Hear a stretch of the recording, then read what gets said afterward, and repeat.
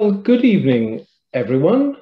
I'm Oliver Gadsby, and I'm delighted to welcome you to 75 minutes discussion of ethical business growth, the role of innovation. We welcome, I know, an audience from the UK, from across the Atlantic, and doubtless other parts. I'll shortly introduce our distinguished speakers at this second annual seminar in association with Kogan Page Publishers. Kogan Page have been providing books and content for insight and best practice to business professionals for over 50 years. We are delighted to welcome a wonderful panel this evening, but firstly, I have the pleasure of introducing the master of the Stationers Company, Robert Flather, to make a few remarks. Thank you, Oliver. Good evening, everybody, and a warm welcome to you all from Stationers Hall, this interesting innovation seminar on ethical business growth and the role of innovation. I echo Oliver's thanks from the Stationers Company to tonight's speakers, as this is a truly talented and experienced panel, and we look forward to the discussion. The idea for this event comes from an increasing number of discussions at Stationers about ethics in business and innovation. Environmental change, social impact, inclusion and diversity are increasingly high and an integral part of business agendas. These agendas can be challenging, and the impact these can have on innovation is critical for future business and social sustainability. So the company wants to bring together key thought leaders to frame the conversation and give us some real insight. Of course, Stationers has a long track record of supporting innovation. It's in our DNA. And we formally recognise these through our annual Innovation Excellence Awards, which have recognised innovations as diverse as laser printing technologies, packaging innovations, and a marketing campaign to improve children's literacy across the world. There are a number of people online today who do not have a direct connection with the Stationers Company. So first, a brief and very short introduction about who we are and what we do. The Stationers Company is a City of London livery company that supports the content and communications industries. Our unique 600-year-old history combines conviviality with the enhancement of business and society, from the invention of copyright to the contributions we make today through education, training and charitable endeavour. The Stationers Company has its roots from 1403 in the City of London as a trade guild to protect the interests of manuscript writers, illuminators, bookbinders and booksellers.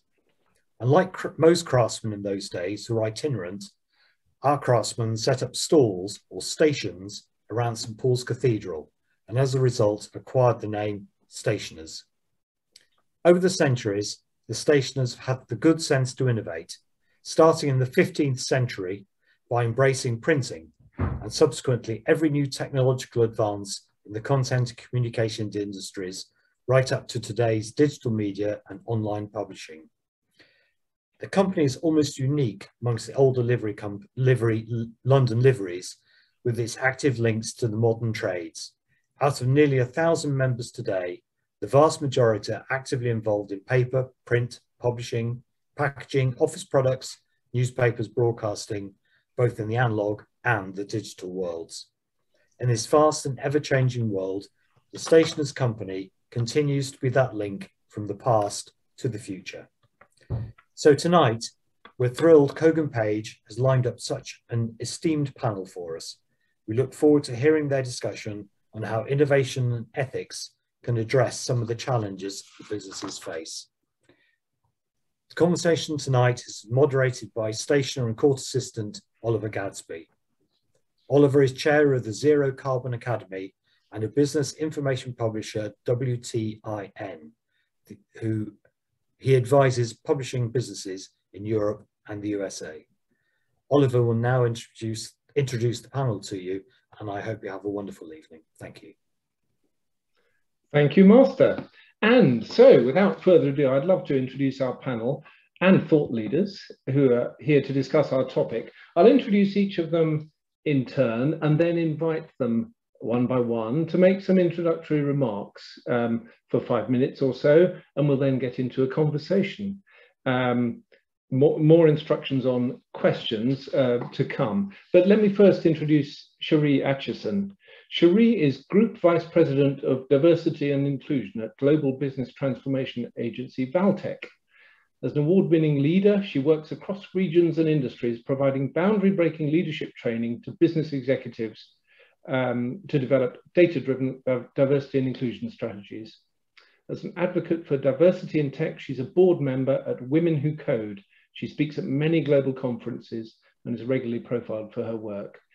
And significantly, because books are a theme this evening, she is also the author of Demanding More: Why Diversity and Inclusion Don't Happen and What You Can Do About It. And so to David Grayson, CBE. David is Emeritus Professor of Corporate Responsibility at Cranfield School of Management and co-author of The Sustainable Business Handbook, a guide to becoming more innovative, resilient and successful, again from Kogan Page. For 10 years, he was Professor and Director of the Doughty Centre for Corporate Responsibility at Cranfield. He is the Chair of the Institute of Business Ethics. And finally, Natalie Nahai. Natalie is an international speaker, consultant and author of 2 books, the recently published Business Unusual and business bestseller Webs of Influence, The Psychology of Online Persuasion, which has been translated into 7 languages. Her work explores the intersection between persuasive technology, ethics, and the psychology of online behavior. A member of the BIMA Human Insights Council, Natalie also hosts the Hive podcast, speaks on Guardian podcast, and much more. And so in this post-COVID, we hope, world, economic growth is catching up. Social and environmental impacts are high on the agenda. Companies that merely pay lip service to ethical considerations may end up forfeiting their long-term success.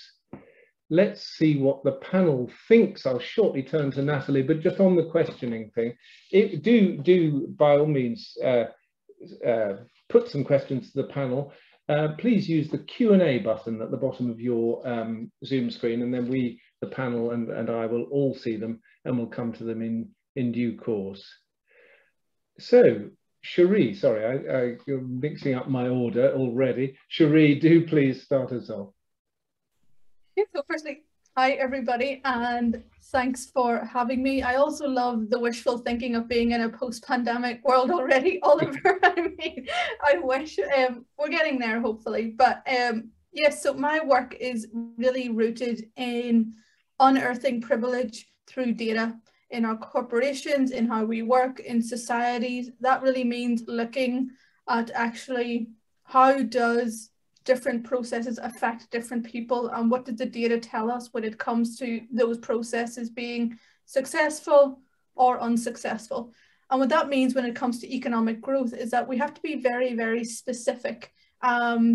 We can't make assumptions about the things that are happening or that will happen, because very frankly, if the last 2 years haven't shown us that we can't do that, then we really haven't been paying attention. And so what I've been doing senior diversity and inclusion leadership for over 10 years. I've held leadership roles at Deloitte, at Monzo Bank, at Peakon, and I'm now at Valtech.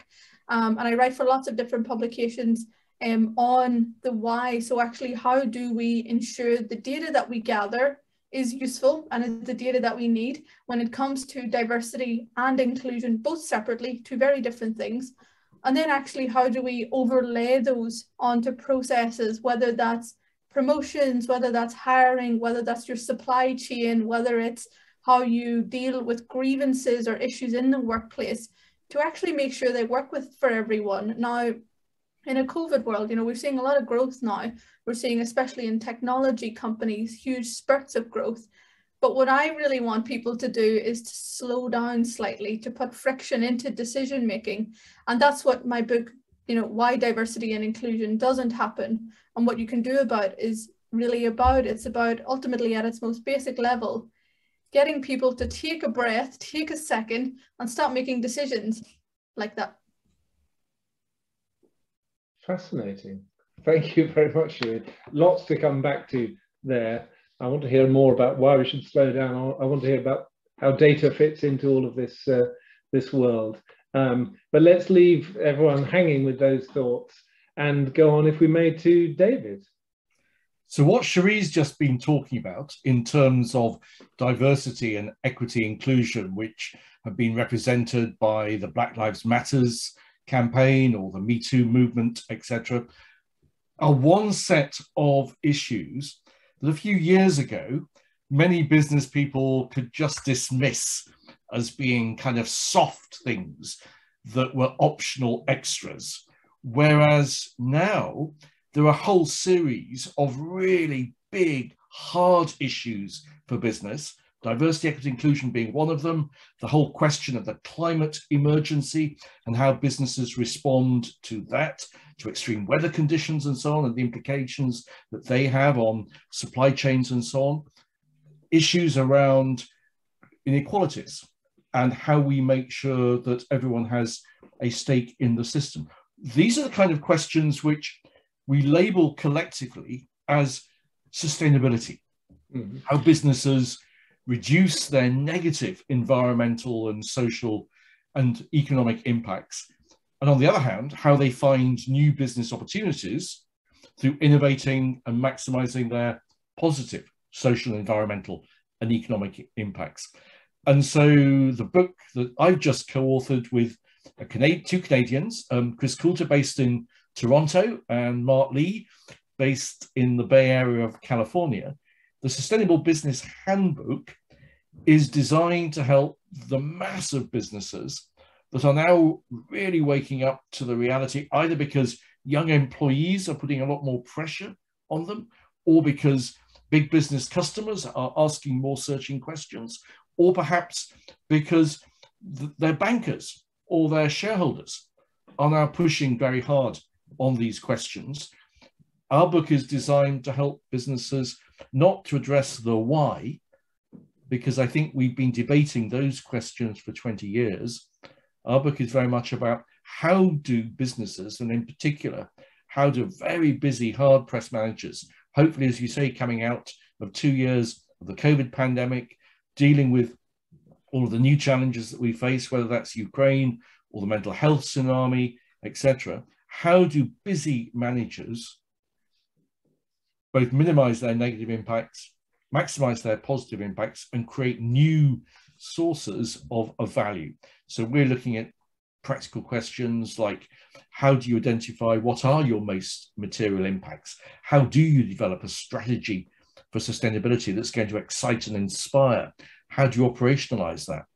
And critically, and I think where there's a huge link with what Cherie's talking about, how do you make sure that you have a really strong, sustainable culture, which is responsible and ethical, which is open and transparent and receptive to new ideas from lots of different places, and which is also a culture which encourages employees to feel that they are genuinely wanted in the business and that they are therefore engaged and empowered to really play their part in the business. So that's what our Sustainable Business Handbook is trying to look at. Thank you, David. Again, a vast picture which we will come to and ask further information on. Terrific. Thank you for those thoughts. Natalie, would you like to set the scene for us as well, please? Sure. So I was thinking, rather than talk specifically to the book, I want to dive straight in with the innovation piece, because it's such an interesting place to start. And I think the first thing to say is that obviously we have to look at the context in which we're discussing this, which we've heard already a little bit about. So when we're talking about a situation in which there's a lot of volatility, it's uncertain, it's complex, it's ambiguous, it can be very stressful and anxiety provoking. So how can we generate context in which there is a possibility for us to relax enough and build enough trust to be able to innovate well? And this, of course, means whatever challenge we're wanting to sort of face, whether it's the climate crisis and all of the different elements around that, whether it's human-centered challenges, whatever it might be, it means we need to think about some of the principles that we can implement or draw from, and then practices we can implement off the back of it to be able to create those conditions.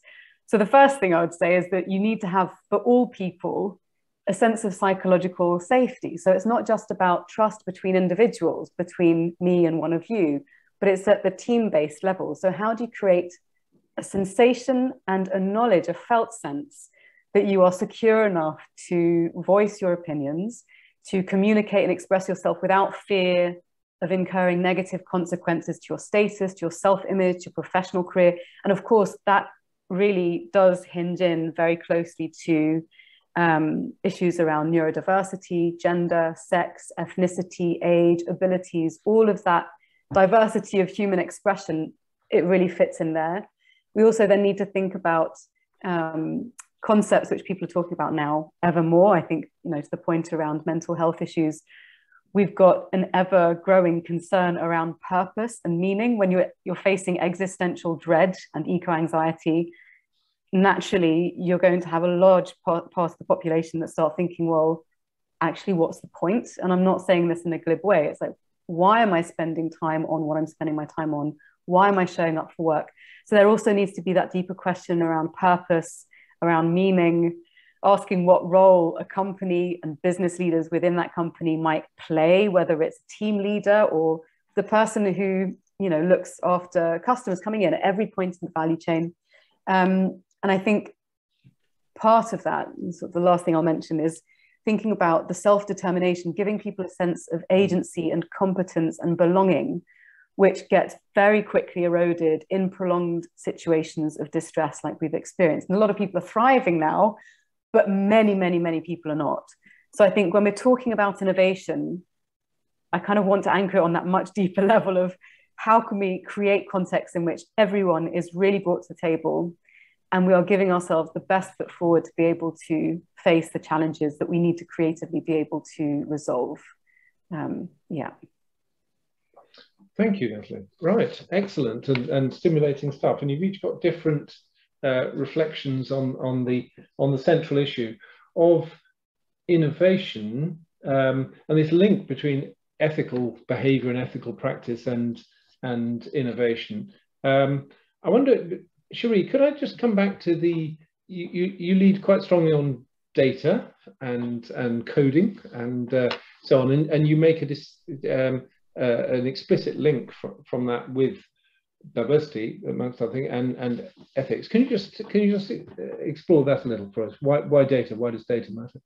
Yeah, of course. I think the first thing is that data doesn't lie. Ones and zeros are fact-based. So it's very easy when you create, for example, diversity and inclusion strategies, to create them based on what you personally are attached to, etc., etc. But actually, that's very, very skewed in many, many ways. In my book, I talk about that as exclusionary inclusion, which tends to mean that the majority of people that are represented, let's say in the roles like mine, the senior diversity and inclusion roles, create strategies that they potentially identify with. Now, maybe if that means that you're a woman in that role, you identify with gender-related issues in a different way than, let's say, if you're not disabled issues. So what the key thing with data here is that it takes us away from being, I would consider, biased and potentially uneven-handed.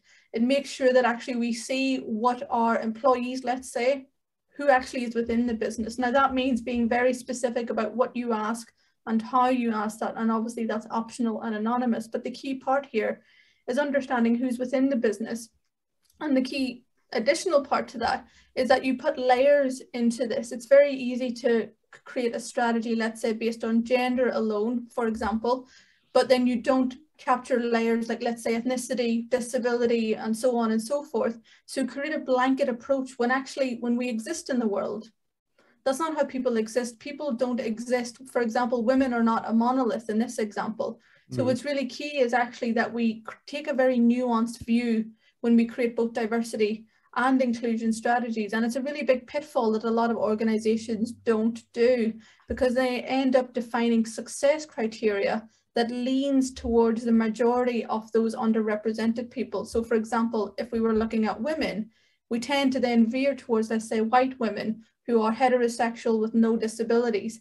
But we're not remembering that actually when we look at, let's say, unemployment rates in society, there are very different employment rates when we look at disabled people as a whole versus non-disabled people. When we look at different ethnicities, so certainly in the UK, when we see the disproportionate impact of COVID on unemployment rates has statistically affected Black and Pakistani women the most. I want us to think about why that is, because then you intersect that with class background and socioeconomic background. That's when we get the real story here. So what I'm using data for is to delve down into that. Now that's the diversity part. The inclusion part is the perception data. And what I mean by that is people analytics. So actually, how do people from different groups feel about management support, reward, inclusion, belonging, all of those different things, and making sure that we don't just do, let's say, an overarching survey and then everybody comes back, it's positive. 86% of the company thinks that we're inclusive. Okay, but you haven't actually broken that down by anything. So again, you get a very skewed picture. And that's the way I've been doing sort of D&I work for about 10 years. But what I think is really important is that organizations set goals based on both diversity piece, representation piece, and the inclusion piece, both separately, because they are not the same thing. But yet we so often use, you know, the buzzword of diversity and inclusion, all rush it together, and it doesn't work like that in the real world. This is very timely input, not least because we have a diversity and inclusion working group at the Stationers Company underway at present, and some interesting findings coming out. David, just picking up on that point of data and measurement, you talked of pressure from shareholders, pressure from banks, whatever. These are groups who want to see things measured and want to see reports. How do you measure ethics, and can you use some of the techniques that Cherie is pointing to? Well, I think specifically in terms of, is this an ethical culture? Do people have a sense of what is expected of them in their organization? Do they care? Do they have a strong sense of what is the behaviors, desired behaviors that are laid down by the board and the senior management team? And that's fundamental to the question about what kind of organizational culture do we have here? And do we have I think common to all three of us is questions about, do you have a high trust or a low trust culture? And is it one which encourages people to come forward with ideas, with suggestions to champion innovation, particularly in my area around sustainable innovation and so on? So I think one of the points that we make is the increasing expectations on the boards of organizations today, that they should be laying out what is the desired culture, what do they understand by the ethical culture that they wish to have in their organization, and then thinking through what is the strategy for making sure that that culture does indeed exist, and are they regularly checking to see whether the actual culture of the organization and the desired culture are in alignment, or they are increasingly diverging. And that's, of course, where I think what Cherie's saying about the importance of having the right kind of data points so that you know whether you're making progress or not. And well, yes, right data points. And also there needs to be a shared language, doesn't it, between companies and across stakeholder groups and so on. Do you think that exists, or is your book helping to create it, or what's the story there? Well, obviously we hope that our book is making that kind of contribution. I guess all three of us would say exactly the same thing. Yeah. I think what you need to look at is the way in which globally now there are increasing expectations, whether it's Larry Fink, the founder and CEO of the world's biggest institutional investor, BlackRock, laying out in a series of increasingly urgent annual letters to CEOs of companies in which BlackRock invests, or similar letters from other major investors like State Street and so on. I think there's increasing pressure around, let's get some clarity about terminology, which is why, without getting too technical, what's happening inside the European Union at the moment with their so-called green taxonomy, which tries to put some kind of clarity around what do we understand by different categories of sustainable investing. For example, what is sustainable, what isn't, and so on. Very controversial still, and it's a work in progress, but you're seeing the Chinese authorities now taking up a lot of that. You're seeing particularly under the new Biden administration in the USA, you're seeing the Biden administration and some of the the major American regulators like the SEC, all starting to debate some of these questions around what do we understand by the critical pillars of environmental, social, and economic sustainability. Thank you. Yes, and so you've taken us to the very big picture, the EU, the global debates. Natalie, you're focused on psychology of teams and interactions and persuasion. How does that work? And I was just thinking, you know, the context that we're living in is changing terribly in many directions and all the time. And we think of Ukraine this evening, but in the context of the pandemic and all of the disruptions to business practices and team practices that have gone on over the last couple of years, what examples have you seen of good practices of hanging on to a culture or creating a culture that fosters that kind of trust that you talked about, and where you've seen bad practice? So there is one that is one of my favorite examples to give, precisely because it was quite controversial when it was first talked about in the press. So you may well have heard of this chap already, but Gravity Payments, the CEO, Dan Price, who's based in Seattle, and they have, they basically, put out lines of credit to small businesses. Anyway, 6 years ago or so, he decided to raise the company's minimum wage to $70,000, which is massive.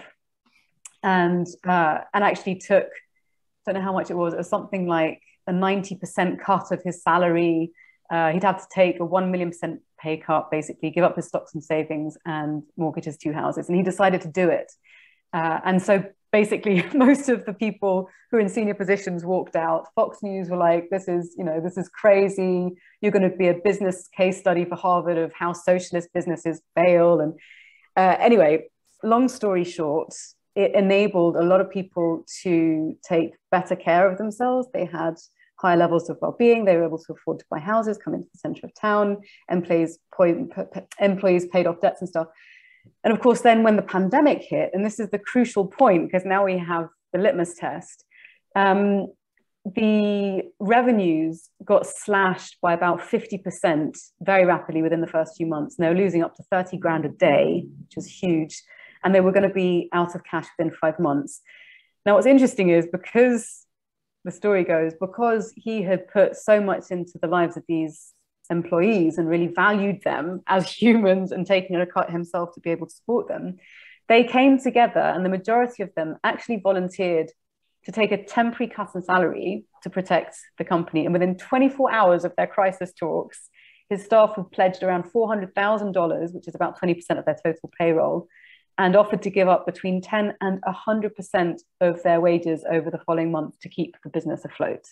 That's, I mean, talk about sort of data and figures. That shows you what some self-sacrifice and respect and love for the people who are actually helping to create your business can do. And off the back of that, they were cited by Harvard Business Review, but as an example of best practice. So all the Fox News anchors are now eating their pants.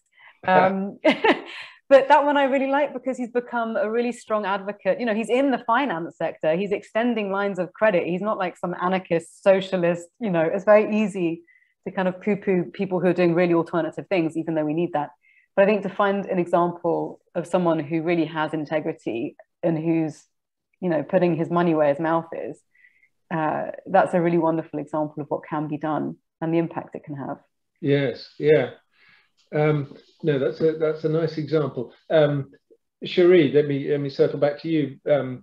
The companies that you've worked with, the organizations that you've worked with, which are good at diversity, equity, inclusion, and other ethical practice, tell us about changes that they've gone through, journeys that they've gone through, and maybe one or two that have where you've seen success come through as a result of a greater focus on those issues.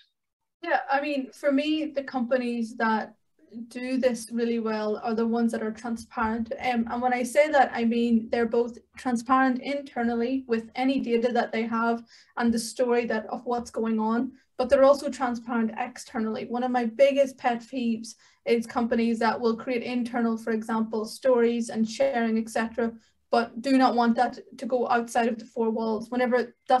If you put something out internal, you better be ready for it to go external, whether you like it or not, because that's how Glassdoor works. That's how people communicate. That's how employees talk to each other, both in and outside of the workplace. And so for me, when companies do really transparent diversity and inclusion reports, that's where I think we see really, really big changes. Now, from all of the years that I've been doing this, that has really been an evolution for a lot of companies. Because, as David mentioned as well earlier, you know, before maybe the last 3-4 years, maybe 5 years, organizations have really sort of pushed this to the side. They've stored it in HR. They've viewed it as something that you have to do to be legally compliant, as opposed to actually what it is. It's how we create technologies, how we make sure they're inclusive and accessible. And then it's how we have environments for the people that create those to come and thrive and succeed. Now, I used to be a software engineer as well and worked on creating inclusive and accessible technologies. And that's where I think this is really important. When we see D&I roles like mine, for example, that both sit within, whether it's you have it within your people and culture team, but actually that it's much more closer to business strategy or technology. So for example, my role at Valtech reports into our delivery officer, and the roles that I've had previously report into product officers, for example, as well as people officers. And the reason why I think that's important is because you can't view diversity and inclusion as some small box. It's integrated across everything. And the companies that I think do this really well, I guess notably last year we saw, after the mobilization of the Black Lives Matter movements, after the murder of George Floyd, we saw so much pressure put on companies, and rightfully so, to do something more than just hosting a black square and making a one-time donation. And we saw organizations like Adidas, for example, really, really step up, really share that data that they had and the strategy that they had, and also highlight the pitfalls that they'd had in the past. And I think that's the really important point, that you highlight, actually, you know what, we know we haven't done enough. We know it's not good enough when our consumers in this instance are heavily proportioned in the Black community, but yet we haven't got that representation within the business. And I think that's where I think it's really important. I also think when we saw organizations like Deloitte last year, PwC, all of the big four that are notably very quiet and secretive about data. I used to lead inclusion across Deloitte and consulting. I know what that's like. But what I think was really important last year was that because of the pressure internally, because of the pressure externally, they shared data they have never shared before. And I think that influenced a lot of companies in similar spheres and also smaller companies, because if Deloitte can do it, well, I can do it, PwC can do it, I can do it, and so on. And I think that's what's really important. We've seen that evolution of transparency really, really change. And what I would really like, though, is that people learn from the last 2 years and don't just, after, you know, things quieten down, go back to normal, whatever that is, that they don't keep that transparency across the board. Yes. So I'm very hopeful. I got to be optimistic, at least, that they won't do that. Yes, yeah, good. Let me just pause to say, first of all, thank you for a question that's come in on Q&A, which we'll come to, an excellent question. Do please, audience, come in with any more using the Q&A button at the bottom of the screen. Another is there, splendid, we'll come to them in a moment. And also to say to the panelists, do feel free to ask questions of each other. So I will just pause for a moment on that thought in case you want to jump in.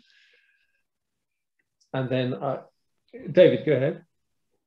So again, I think what Cherie's saying, very, very compatible with the context in which we've written the Sustainable Business Handbook, because transparency is now something which is just expected, that we are in an era of global connectivity where you do have to assume that things are for the record, and organizations should be making a virtue of that rather than trying to fight against it. I think what we need to see, and I think in different ways we're all saying this, is we need to move away from the idea that this is about ticking boxes or that this is about compliance. Yes. And we need to get away from the idea that this is simply about mitigating risks, threats to reputation and so on, and actually see what we're talking about in terms of promoting a more ethical culture, one which is more open, one which is much more inclusive of a range of different talents and so on, and is inspiring people because of the commitments that the organization is making. We need to get people to see this is a way, a superior way of running better businesses for the longer term. Yeah. I was thinking about national, international differences, and back to the innovation core of what we're talking about this evening in this ethical framework. But innovation, I mean, a lot of the products we use, a lot of the new online tools we use, here we are on Zoom, come from, eventually are in American ownership. You've got American corporations which often get quite big and yet seem to be quite good at continually innovating and improving. Are we as good at it here? Are we as good at it in Europe? Are there international differences that you see? Natalie, I believe I can reveal that you're sitting in Barcelona at the moment. Do you sense any differences with the Spanish culture and UK culture on innovation and the points that you've been talking about? Yeah, I mean, I have a few slightly sharp things I think are probably worth mentioning at this point. I think one of the reasons in which the US mega companies are able to quote unquote innovate is because they buy out their competition. Right, yeah. Like, number one, they buy out their competition. And number two, they have cultures that I think on the plus side are very clear about cultivating, some cultures, obviously not all of them, cultivating conditions in which creativity is allowed to flourish. So one of the top researchers in the world, Amy C. Edmondson, who has researched about psychological safety, she's in the US. You've got a lot of innovation and creativity professors also based in the US. So there's a big emphasis on that as part of the American dream as well.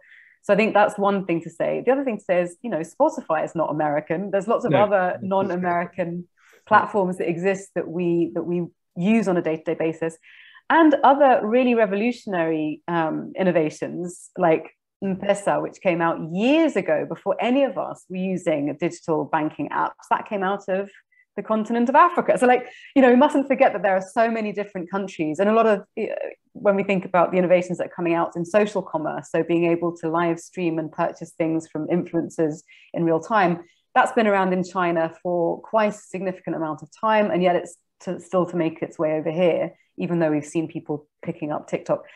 So I think the idea of innovation being culture specific, I would definitely push back against that for Good. sure. Right. But I do think there are different ways in which different cultures prioritize ways to create and to be innovative together. So, yeah. Tell me more about that, because you're looking at the dynamics and psychology of teams and leadership and so on. How does it work in different settings, or just explore that a little, if you would. So one of the books I actually really enjoyed reading about this was by David Rowan, who set up Wired. He wrote a book called Non-Bullshit Innovation, and he was talking about how, for instance, in certain Japanese car manufacturing sites, they had created a culture in which it was basically sort of drummed into you that any single failure you had to report, and that was seen as a good thing, that you would report on any small defect, any small failure, and it was a collective effort. So that was a sense of collective responsibility and accountability that led to the benefit of the whole. In certain situations where you have more individualistic cultures, like the US, like the UK, much of Europe, you have to work quite hard at intentionally building cultures in which failure is seen as something which is learnable from, as in you're going to learn something from it, and so that you can voice without fear.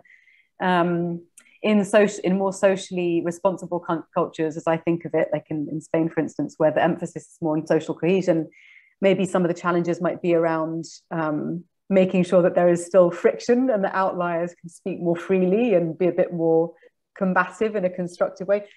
So there's lots that you can talk about. Well, I don't want to hog the airtime. I'm going to pass the ball back over to you. This is excellent. Shireen, you want to come in? I was just saying that, well, I agree with what Natalie was saying, but also was interesting, and you should definitely continue. But I think one of the things when I think of ethical technology is, so there's a fantastic researcher called Dr. Timnit Gebru, and if you haven't seen her research, you absolutely should. So she's also based in the US, unsurprisingly, and her work is really rooted in unearthing bias in the creation of AI systems, and very specifically against women and darker skinned women, specifically black women. And I had her as my Valtech International Women's Day celebration because her work is ultimately breaking bias. It's about disrupting bias in technology. But one of the most interesting pieces of her research, and I wrote about it in my book too, so I was fangirling a little bit when I booked her because I've been reading her work for so long. But one of the really interesting things that she's really open about is that when we talk about ethical technologies and ethical AI, for example, sometimes we need to sit back and think, okay, we could make this more ethical, we could make it more inclusive, but actually, have we asked ourselves the question, should we even create this? Should we even create this thing that we're trying to make better? Because actually, maybe we don't need to do that. Maybe that's actually part of the problem. And I would love, I think, tech companies to really start to think about that. We see new tech companies being spurned up all of the time, all over Europe, the UK, the States, and so on. And sometimes they're creating things where it's actually, we don't need to have that. Actually, the world might be better if we don't have that. If we stop doing, gender recognition systems, for example. Why do we need to have that? It's so incredibly dangerous. That is it worth the risk that you create something that causes more harm? And what I would love is technologists, CEOs, co-founders to sometimes just sit back and think that way. And I think her work, if you haven't read it, Dr. Timnit Gebru, read her stuff, because I think it's really, really important that sometimes we get so, I'm going to say self-involved. I think humans in the way we're created are very self-obsessed, as that's how we kind of work, that sometimes we should just take a step back and ask, actually, am I doing anything of any benefit? And if the answer actually is no, then be quiet for a change. Right. But I completely agree with you. But then we lift the lid on Pandora's box, which is, how do we change systems that fundamentally reward those people who are willing to take the risks to trample on those who would otherwise be more considered and measured in their responses in pursuit of profit? Yeah. Sorry. David, you talked of maximizing positive impact and minimizing the negative. We've interesting examples from Cherie about AI and bias built into AI. Is technology going to get us out of the many holes that we're in at the moment, or? Well, I don't think technology on its own is, because like in any other sector, leaders in businesses in the big tech space need to think about what responsibilities do we have for the misuse of our products and services. So if there is bias in the AI that is being used, for example, to screen whether somebody should get a mortgage or not, whether somebody should be given a line of credit or not, whether somebody should be called for a job interview or not. If there are biases in the machine learning that is doing that kind of initial sift and so on, then surely that's a misuse of the technology. So I think this comes back to the right kind of culture, yes, and the right kind of leadership at all levels of an organization.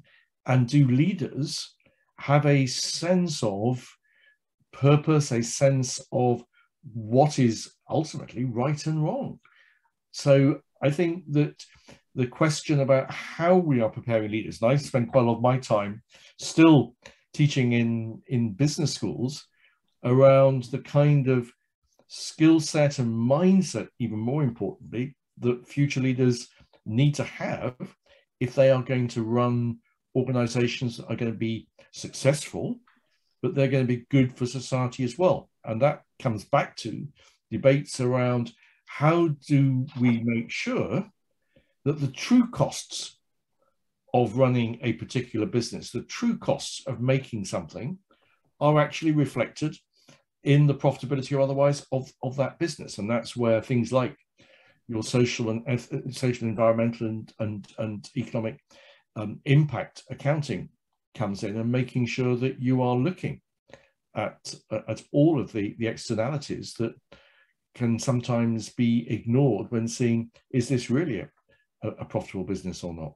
Yes, and externalities are plenty at the moment. We were talking earlier of huge disruptions to supply chains because of what's going on in Ukraine. These are secondary issues, but could be massive.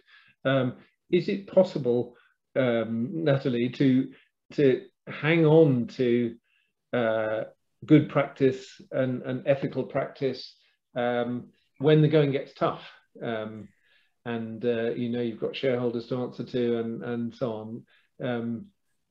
Can it be done? Are you optimistic in that businesses can come through in a positive way? I think some can. I don't think all necessarily can. I think I was talking about this with a friend of mine the other day, the idea that, you know, it's easy to have integrity when things are going well. Yeah. Right? It's much harder to have integrity when it comes at some personal cost. And yet we know that when people sacrifice for the principles they believe in, that's often when, you know, that kind of integrity shines through. And so I think the same is also true in the world of business. I mean, businesses are made up of people. And when I was thinking about, well, you know, what can we do to help people understand what integrity might look like in a practical sense or in a framework sense, and here I will mention the book, I came up with this simple way of thinking about like a framework of the 4 C's. So the first is, you know, has a business or a business leader made a commitment to certain ethical practices and values and principles? Have they made an explicit commitment inside and beyond their business? Are they congruent in word and deed? Are they actually putting into action what they said they were going to do and not just paying lip service? Are they being consistent over time? Are they building a track record that stands alone? And are they coherent in intention and behavior? Are they actually doing the right thing for the right reasons? Because we can feel when there's a dissonance, when someone's just doing it to look good or to respond to the recent campaign or be legally compliant. And so I think when we're thinking about integrity, it's those businesses that are willing to sacrifice the bottom line often, or short-term goals or wins, for a much deeper purpose, which they've committed to, being congruent with, consistent over time, and being coherent in terms of intention. I think that's how I begin to answer that, just as a kind of opening gambit. A good reflection. We've got some interesting questions coming in. Let's just look across at there's one from Dara Snowden, which picks up on her sense is that the challenge often comes from inertia, from the old guard. You can read that as you want, and perceptions that EDI and ethical cultures is a fad. But there will be resistors, there will be resistance.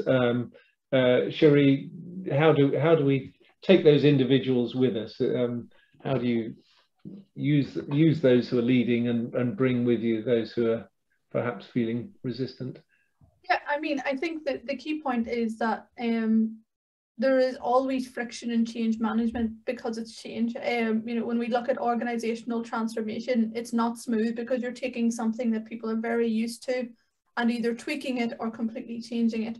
And that brings friction from anybody, not just the old guard. But what I would say is that when we're talking about bringing people with, you know, potentially different generational opinions or perspectives, I always think it's really important to spend the time understanding the why. So actually, why is it that these groups of people that you're talking about have these different perspectives? How has their world or their existence created those different perspectives? And it may be because of, you know, socioeconomic background, cross-sectioned with their generation and so on, that gives a very different view of what's important and what isn't.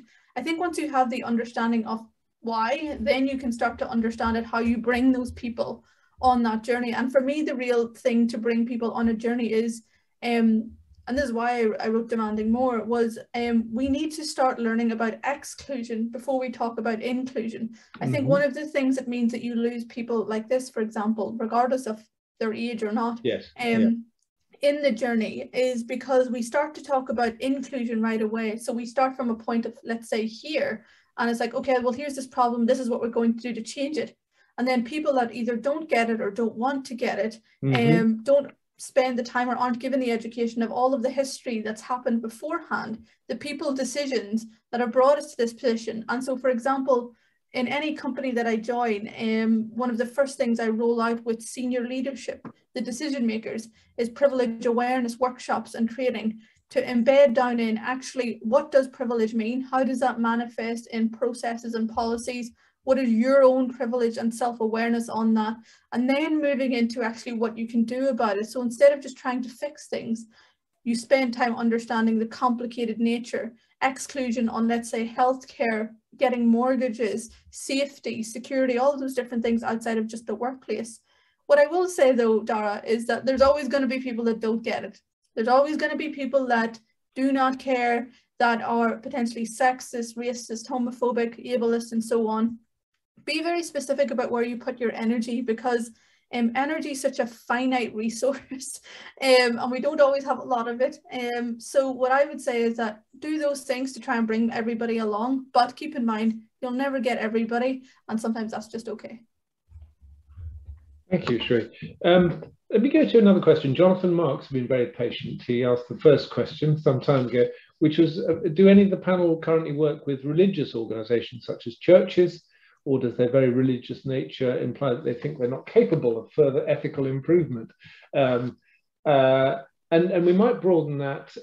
David, I'll come to you. Churches, charities, ethical organisations. So we've been focused very much on the business world, but how do these other organisations play a part in fostering ethical practice and maybe fostering innovation and growth? So I'm not personally working with any particular faith groups at the moment, but my own belief is that any human institution has the potential to improve, and by definition is not going to be perfect. I think, first of all, as somebody who chairs a couple of international charities, I know that the third sector, or the charitable sector, and the NGO world as well, are very significant employers. They have very significant impacts in terms of environmental, social impacts. So they're a very significant part of the global economy as well. So certainly the kind of things that we're talking about in terms of encouraging organizations to identify their most material impacts, to develop the business case or the organizational case for improving their performance, is relevant across all the different sectors. And that's why, of course, you are seeing many government agencies, many public sector agencies around the world also now adopt sustainability standards, adopt codes of ethical conduct, and so on. So these are relevant across different sectors. And the similar principles, I think, apply in terms of the importance of being clear about the purpose of the organization, whether it's a public sector or a charity or a for-profit business, whether it's a big global company or it's a small startup business, being clear about what are the most material impacts, and then how is the board and the senior management team going to make sure that they are providing the right kind of oversight. And I thought you were going to ask, Oliver, another of Dara's interesting, which is around how do you incentivize people? Yes. And I think, great question. And you are seeing now more organizations, particularly in the business world, who are saying that a significant proportion, 25 or 50% of managers' bonuses are dependent on both team and whole organizational achievement of a basket of sustainability metrics, which are typically independently verified.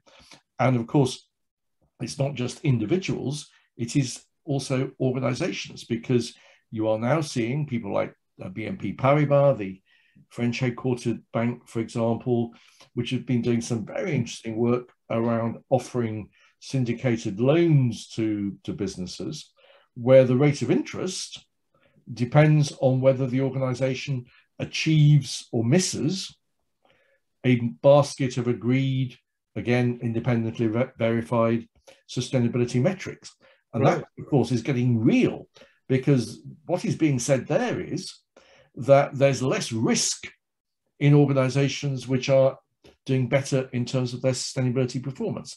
So there is no doubt that you follow the money, in the words of the old Watergate deep throat advice, follow the money trail. And if you are making it real by making people's bonuses dependent on sustainability performance, then you'll start to get more attention, I think. Yes, yeah. Maybe we've been measuring the wrong things, and maybe corporate company reports continue mainly to measure the wrong things, do you think? Or well, two very quick things on that. One is, you are now seeing more organizations who are rewarding both people's achievements, but also critically how they achieved what they did achieve. In other words, organizations not rewarding people who took shortcuts, broke the rules in terms of ethical codes and things like that. So making sure that goals and performance bonuses and so on are all aligned. Yes. So there is the kind of consistency which Natalie was talking about a few moments ago. I think in terms of companies, you are now seeing a lot more pressure from the big four accounting firms, from a whole range of different governments around the world, as well as stock exchanges in terms of listing requirements, if it's a publicly quoted company, all going in the same direction in terms of expecting organizations to report on their sustainability performance. And later this year, inside the European Union, for example, there's going to be a massive extension of their reporting expectations on businesses in terms of sustainability, which will have a knock-on effect in other parts of the world. So the pressures are, I think, going only one way. And so whoever said, is this just a bit of a fad? No, I don't think it is. I think this is something which is only going to become much more part of the mainstream of the way you do business. Quite, yes. Let me pick up, there's another question that's come in from an excitingly anonymous attendee, saying sustainability has become a buzzword. Should greenwashing be more heavily regulated? Which is the arguably, well, you can, Natalie, you might like to respond to that. How does greenwashing fit into all of this, and how should it be regarded? Well, I mean, I think greenwashing, like anything, like virtue signaling or whatever you want to, whatever sort of the fad is going to be, like gender washing, whatever you say that you're doing in the name of a good cause that you're basically not living up to. People are much more skeptical now. It's much easier to find people out. There's a lot less tolerance for bad behavior. The world is screwed unless we make big changes now. People are realizing this. So I think, you know, greenwashing, yes, it's still happening. Is it getting called out more? Yes. Are there practices that are being put in place to make sure that companies can, you know, make sure that they're ensuring best practice? Yes. And I think, well, we don't yet have a way of rating companies for ethical practice. I know there are some moves towards trying to create standardized ways of, you know, points-based ways of judging whether a company is following its ESG practices, but like on a more universal level. Yes. I do think that people are a lot more critical, and it's becoming increasingly hard to hide. So, you know, that's my short answer. No, well, it's a good answer, and in fact, it chimes into a couple of questions about measurement. And Jill Jones asked about measures such as the Net Promoter Score to reflect the increasing concern with ethical behaviour. Linda Drew asks about measuring social impact, how to measure, what to measure, why measure. Cherie, if you were coming into a small to medium sized company in one of our sectors, let's say in the communications sector, and you see that they're running pretty standard management accounts and the reporting format is very much as it's been for years, what are the things that you would say, come on, let's cast your data-orientated eye over and encourage them to do? Yeah, I think what's really important is to recognize that how we report on how things are, full stop, is very different. You know, Jill has touched it on you know, the net promoter scores and so on. Many different technologies offer benchmarking, for example, with your net promoter score across similar industries, size, companies, and so on, to help you get that understanding of how you're actually doing outside of having to go outside of your four walls. And I think that, you know, the question that we just had around checking on sustainability, greenwashing, and so on, at the most root level, what we're talking about is accountability for any of these things. It's the same with diversity and inclusion. It's the same with sustainability. It's the same with societal impact. It's all about how can we ensure that when a company says it's going to do something, we either know that it's doing it, or we have a catch in place for what happens when it doesn't do it. You know, we see, for example, in diversity and inclusion, lots of different charters around, let's say, women in finance, around women in technology, and so on, around board representation, etc. But what I think is key when I'm looking at what organizations are measuring, it's that employee engagement, firstly, is one of the first things that I look at. And what I'm also looking them to measure is actually that impact outside of their four walls. So actually, how are they reaching people of different backgrounds? How are they making an impact? And I know one of Lindsay's question was around, you know, what to measure. And I think sometimes it's really great to choose something that is already, I guess, in line with the Sustainable Development Goals, for example. You don't have to try and fix everything overnight. Of course, nobody can do that. But picking something that is at least got a benchmark, or is at least got something to help you go through it. And there are lots of different organizations dedicated to that. You know, there's EcoVadis in Germany, for example, and a whole host of others. But what I think the key thing is that is at least remember to report on and build goals on how things evolve. You know, how we measured, let's say, diversity even 10 years ago is not the way we should measure it now. And if you're still doing that, you're not really reflective of the change that your employees will have went through, no less than 10 years, but especially the accelerated changes that we've seen in the last, 2 years now. Yes, yeah. Interesting. David, any reflections on that? Can I pick up? First of all, I agree very much with what Natalie was saying about the ways in which greenwashing or virtue washing, purpose washing, whatever kind of washing you want to do, I think that is increasingly being called out by concerned employees, or by vigilante consumers, or by independent tracking groups and so on. You just have to look at what is happening right now in the Ukraine in terms of citizen groups monitoring the war crimes that are being perpetuated and so on, and that data being collected from tens of thousands of different sources in real time by groups like Bellingcat and so on. So just as that is taking place, where there is bad business behavior, it is increasingly being spotted. And we do have now, the good news is that we have got now the kind of the reporting frameworks. And what you really need to decide is, as a business, so which is the most appropriate reporting framework for us. And if you're a very, very small business, it may be something as simple as signing up for the Good Business Charter here in the UK, which was set up by Julian Richer from Richer Sounds, along with the TUC and the CBI and so on. Just 10 very basic, important principles about what does a good business look like? What does it do in terms of paying living wages, in terms of creating safe and healthy workplaces where people can take them 100% of themselves to work and so on.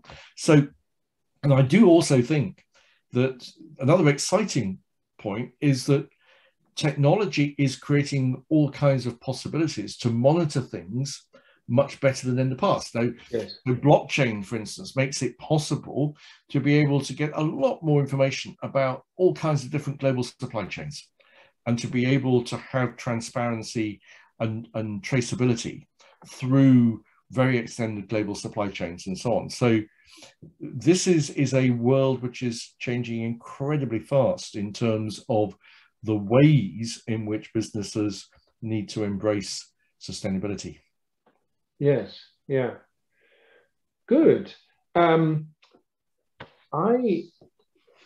think, let me see, I think we're coming towards a conclusion. I might just ask you, and I realize I warned David of this, not Cherie of Natalie, but just thinking of, it's always useful to go away from these sessions with, okay, I'm going to do these three things. We have an audience who are involved in a range of different organizations, some commercial, some voluntary organizations, and so on. A couple of tips, if you would, to embed ethics and innovation and get a new spirit. Maybe let's picture it. You know, some organizations slightly stuck in their ways. A couple of tips, and since I warned David of this question, I'll let him go first. While Cherie and Natalie can think of, I'm sure you will have things that you want to say. But David, yeah, what should people do when they get back to their organization in the next days? Well, I think what anyone should do, if they haven't already done this, is to step back a bit and look at where are our most material impacts, because what they are for a bank, yes, look very different to what they are for a retailer or for an IT business or for a big mining company, for example. So when Jill, I think it was, asked the question about, so what should we be looking at and focusing on and reporting on and so on, it depends on your sector. It depends on exactly what is the nature of your organization. So that's the starting point, is getting a handle. We call this understanding the most material impact. Very often that doesn't have to, but it very often leads to an organization having a materiality matrix, which identifies what are the most significant issues, and what if we don't tackle these issues, then what will be the implications in terms of our future performance. So that for me would be one really important thing. I think the other critical thing is setting some really stretch, big, hairy, audacious goals that people can get behind, as long as they are believable and as long as there is a credible action plan for implementing those big goals. But I think people want to be inspired. Yes. And they want to feel that what they are doing in their individual jobs and through their organization is making a positive difference. And I don't think that's just a generational thing. That's something which I see in lots of my friends of my age, that we want purpose and impact. Yes, yeah, good, thank you. So measure impact and set goals. Cherie, how about, what are your thoughts? So what I would ask you to do is to put friction in your decision making, whether that's in work, whether that's at home, whether that's with your friends and family. The reason for that is, one, it slows you down on making quick decisions, so it makes you think about things.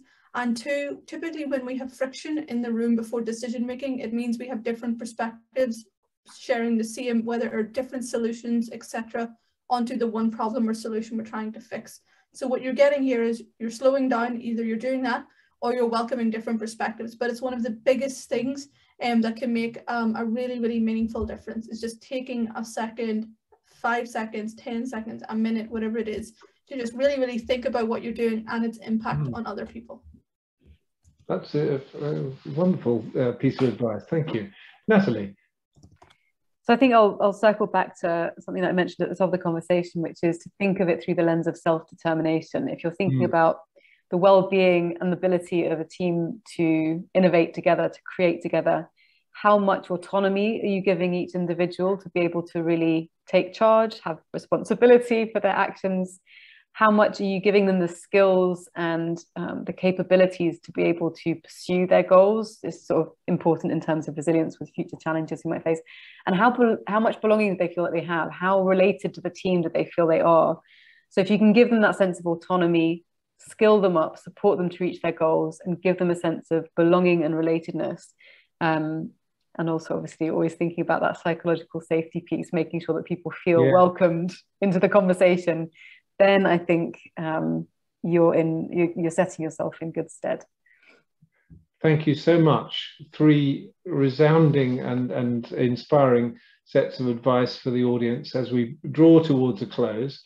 Now, if we were in Stationers' Hall, there would be a splendid round of applause at this moment. I feel it coming through the airwaves, but please receive it from the company and the audience.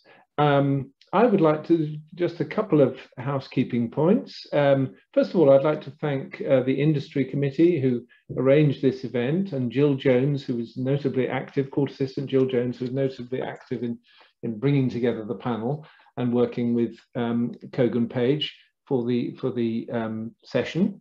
We have the opportunity to put up some splendid book covers, and I'm confident that in a moment that this will appear. Yes, there we go. 3 wonderful book covers from Cherie on the left, from David and co-authors in the middle, and from Natalie on the right. And there is a 20% discount available on the books tonight. So if tonight's event should have inspired you, or you'd like to find out more about the Stationers' Company, or are interested in joining, we're always welcoming new members, please visit our website, stationers.org. And on the subject of innovation, there are some wonderful awards given by the company. Please encourage your contacts or enter yourselves for our wonderful Innovation Excellence Awards. There's a link on the stationers.org homepage. Closing date is 8th of April. We'll be in touch again after the event to send you a reminder.